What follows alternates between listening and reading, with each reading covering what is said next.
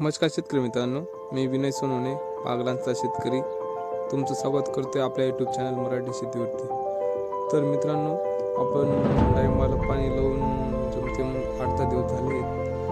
पत्ती निघते मस्त आणि आपण 1 तारखेला जवळपास पाणी मारले होते.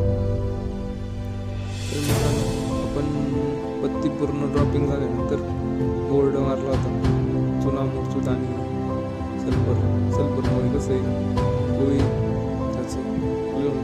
तर मित्रांनो, इथरेल हे वापरायचं कसं त्याबद्दल आपण चर्चा करणार थोडीशी. इथरेल हे बाहेरचंच वापरायचं नाही, कारण की बाहेरचे इथरेल वापरल्याने गोळे जे सगळे एक संघ गोळे निघतात. बघू शकतो तुम्ही, एक संघ गोळे निघाले आणि एक संघ गोळे निघाल्यामुळे आपली भूमी पण व्यवस्थित एक पाठी राहून जातात मित्रांनो. पण आपण जर 17व्या किंवा 20व्या दिवशी इथे मारलं तर आपलं हे बाकीची पत्ती गळून जाते. हे बघा मित्रांनो, कॅमेऱ्यामध्ये दिसतंय तुम्हाला डोळे हे एकसारखे डोळे निघाले. बाहेरचे इथे घेतले होते एकाच 2 आणि आपलं क्युऱ्या पण एकाच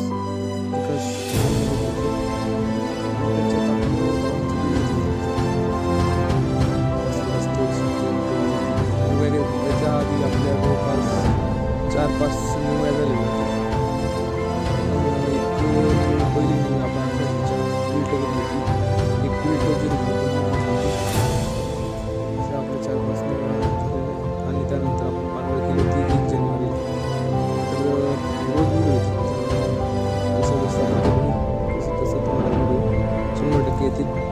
एक प्रश्न असा ही जी तेलाची काडी आहे याचं कसं काय जे मेन काडीला जर तेल्या राहिला तर आपण काडी काढायचं. जरासं मनाला वाटतं की काय बाबा एवढी काडी चांगली आणि ती काढायची. त्याच्यामुळे काय करायचं मित्रांनो, 20 लिटर पाणी घ्यायचं किंवा 10 लिटर पाणी घ्यायचं. त्याच्यात 1 किलो मुरचूत कॉपर सल्फेट टाकायचं, सल्फर घ्यायचं आणि एक अँटीबायोटिक व्हॅलिडा किंवा कासोबी किंवा बॅक्टेरियामायसिन येतं ते घ्यायचं आणि जिथं जिथं ही डाग आहेत बुडाला तिथं पेस्ट करायचं मित्रांनो. फक्त गिरून पेस्ट लावून द्यायची. त्यानंतर पाणी आपण पहिलं पाणी 6-7 तास दिलेले आहेत. युमिक आणि रूट केअर म्हणून नेमॅटोडचं एक प्रोडक्ट होतं ते वापरलं आहे आणि त्यानंतर आता 2-3 दिवसात आपण पाणी देऊ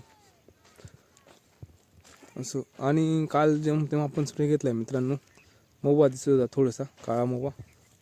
त्यासाठी आपण ॲसिपेट घेतलं होतं 1-2 आणि त्याच्यात एक सीवीड आणि बाकी मग हे F-25 घेतलं होतं. कारण की पत्ती नसल्यामुळे काडीला काही सिस्टमिक बुरशीनाशक टाकून काही उपयोग नाही मित्रांनो. त्याच्यामुळे कोटिंग ऑइल पाहिजे काडीला, त्याच्यामुळे आपण F-25 टाकले.